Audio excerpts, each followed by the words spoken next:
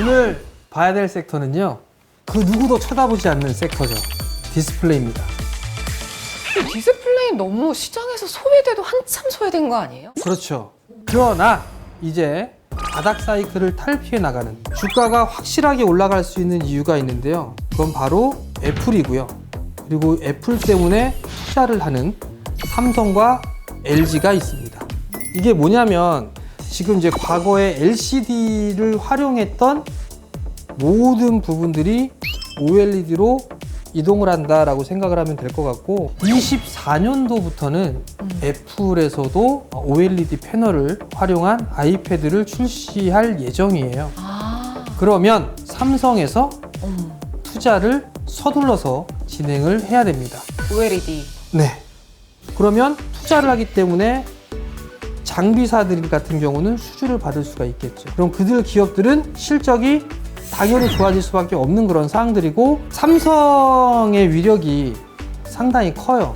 로봇 쪽도 삼성이 투자를 할 거다라고 해서 많이 올랐어요. 실적이 안 나옴에도 불구하고 기대감으로 인해서 많이 올라갔거든요. 디스플레이는 투자할 거야 라고 얘기를 했어요. 얘가 올라갈까? 안 올라갈까? 실적이 좋아지고 삼성의 이슈가 있으면 충분히 올라가겠구나 라고 생각할 수 있겠죠. 한 가지 더 말씀드릴 게, 삼성뿐만 아니라 LG도 하게 될 거고요. 그래서 얼마 전에 기사 나온 게 있어요. BOE도 8세대 투자를 하겠다라고 발표를 했거든요. 그렇다는 얘기는 삼성과 LG가 하니까 중국도 따라하는 거예요. 그렇기 때문에 충분히 관심 있게 좀 볼 수가 있고요. 반도체 쪽이랑 디스플레이랑 원체 소외가 됐고 가는 종목만 가는 더러운 시장.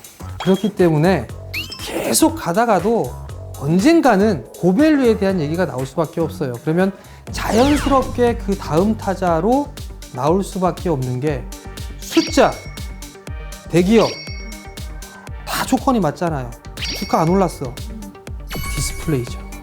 그러니까 여기에서 한번 공부를 해보고 서서히 모아가는 그런 전략을 취해보면 좋을 것 같습니다. 네, 오늘 정재훈 교수님과 디스플레이 섹터에 대해서 얘기를 하고 있는데요. 이 디스플레이 시장에 대해서 역대 고수 멤버즈들은 어떻게 생각했을지 함께 보시죠.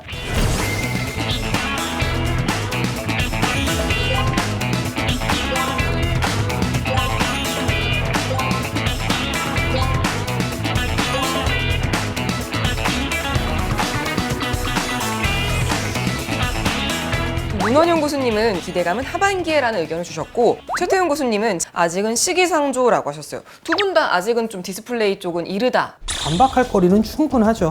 우선 시기상조다. 지금 당장 투자를 안 하면 애플에 납품을 못 해요. 근데 하반기에나 봐야 된다? 이미 상반기에는 발주가 들어가야 돼요. 전공정 기준입니다.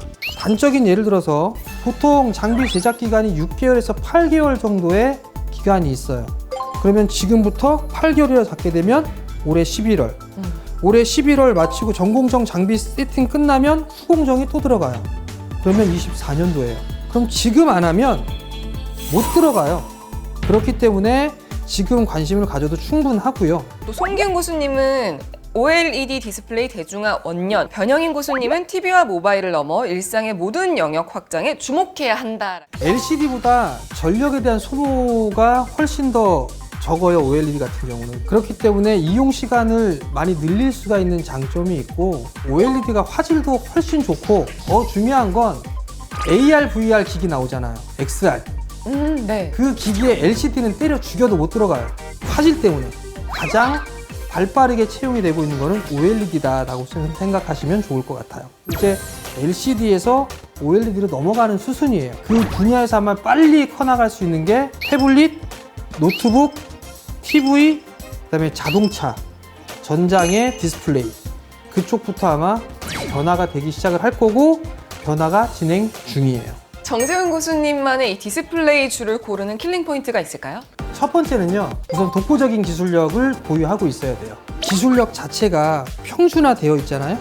그러면 나눠 먹을 수밖에 없어요. 예를 들어서 선익 시스템이라는 기업이 있어요. 증착 장비를 만드는 그런 기업이에요. 사실 국내에서는 그 기술을 가진 기업이 없습니다. 대부분 다 일본 기술이에요. 근데 요번에 선익 시스템이 과거에서부터 계속 연구를 해왔고 그거를 LG에다 공급을 했었어요. 근데 어느 순간부터 삼성까지 손을 뻗쳐나가기 시작을 했습니다. 결국은 VR, AR, XR 기술의 필수적인 기술을 보유를 하고 있는 거예요. 그렇기 때문에 기대감이 더 커질 수밖에는 없는 거예요. 두 번째는 다양한 사업으로 리스크를 회피할 수 있느냐, 이게 중요할 것 같아요. 디스플레이 같은 경우는 2016년도, 17년도에 큰 투자 이후에는 디스플레이 투자가 없었어요. 그러면 많은 디스플레이 기업들은 그거 하나만 보고 있으면 되게 힘들었을 거 아니에요. 근데 다른 사업을 같이 병행하고 있다라면 부족한 부분을 서로 채워나갈 수가 있겠죠. 결국은 업황이 안 좋을 때에 받쳐줄 수 있는 사업 분야가 있느냐가 좀 중요할 것 같아요. 지금 보게 되면 이 기업들의 주가는 이제 바닥을 이제서야 탈피를 해 나가는.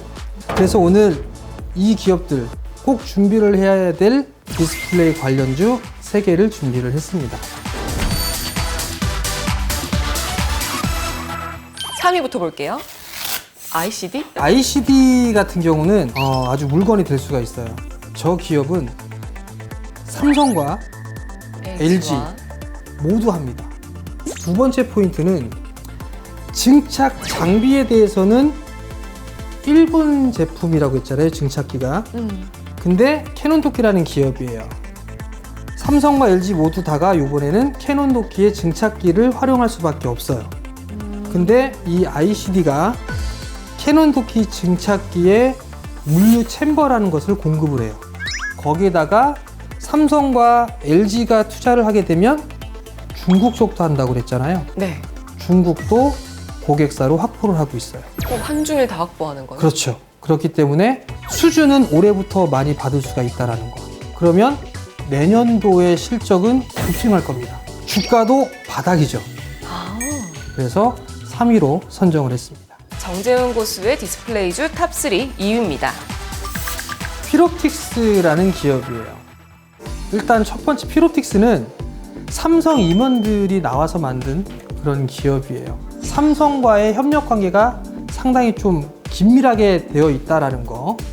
레이저 장비 부분들에 있어서는 독보적인 기술력을 좀 가지고 있다라고 좀 보시면 좋을 것 같고요. 기술력은 상당히 좀 좋은 건 기본이고요. 항상 삼성과 이 피롭틱스가 함께 연구를 해서 장비를 개발하고 하는 기업이에요. 두 번째 포인트를 보게 되면 이 회사에 자회사가 있습니다.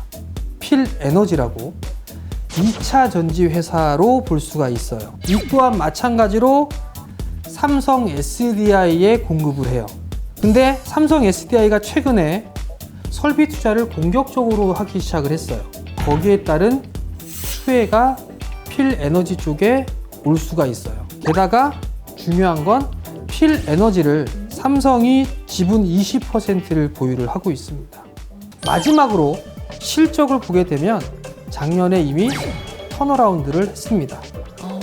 그리고 올해는 2차 전지에 대한 수주가 늘어날 거고 디스플레이 쪽도 늘어날 거예요. 그렇기 때문에 실적은 더 좋아지겠죠. 주가는 안 올랐어요. 3박자가 맞아 떨어지는 거겠죠? 그럼 어떻게 한다고 그랬죠? 들이대? 그렇죠. 네. 작지만 강한 이 기업을 주목하라 정재훈 고수의 디스플레이주 탑3 1위만 남겨놓고 있는데 꼭사주. 왜 꼭사주로 좀 준비를 했느냐. 중요한 건 제가 탐방을 다니잖아요. 네. 이 회사를 작년에 다녀왔어요. 아, 다녀오셨어요? 그리고 최근에도 3번 정도 통화를 더 했어요. 사업에 대한 방향이라든가 진행 방향 이런 걸 했어요. 왜 했을까요? 앞으로의 성장성이 기대가 돼서? 그렇죠. 돈 되니까.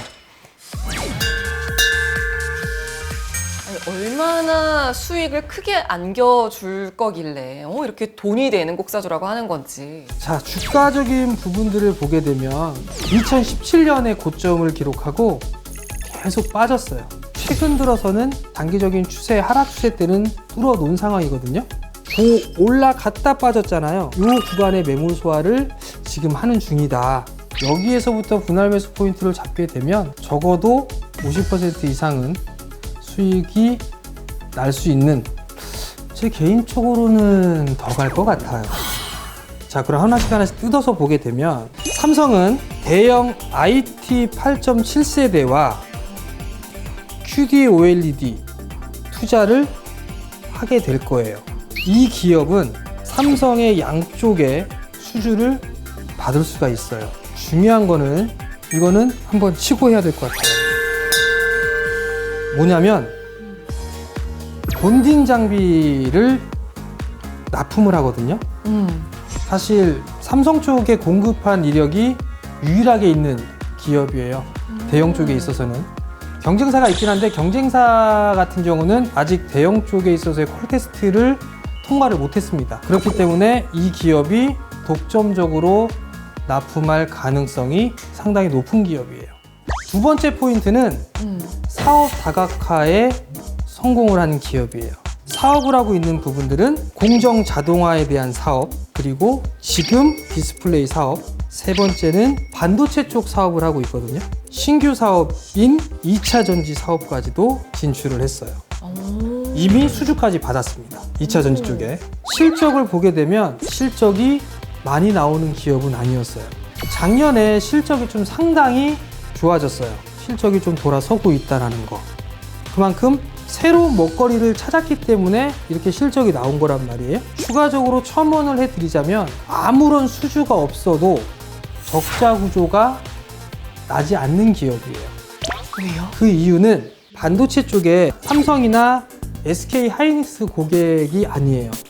해외 쪽에 비메모리 기업에 지금 납품을 하고 있거든요. 근데 중요한 건 마진율이 40% 이상이에요. 100억을 팔면 40억 이상이 남아요. 그만큼 고수익이 나올 수 있는 사업까지도 하고 있기 때문에 기본적인 베이스는 깔고 있고 새로운 성장 동력을 갖추고 있고 기존에 하고 있던 사업까지도 잘 된다라면 실적은 충분히 좋아질 수가 있겠죠. 정재훈 고수님의 디스플레이주 곡사주가 궁금하신 분들은 카카오톡 채널에서 필살기 고수회전을 검색하시고 채널 추가해 주시기 바랍니다.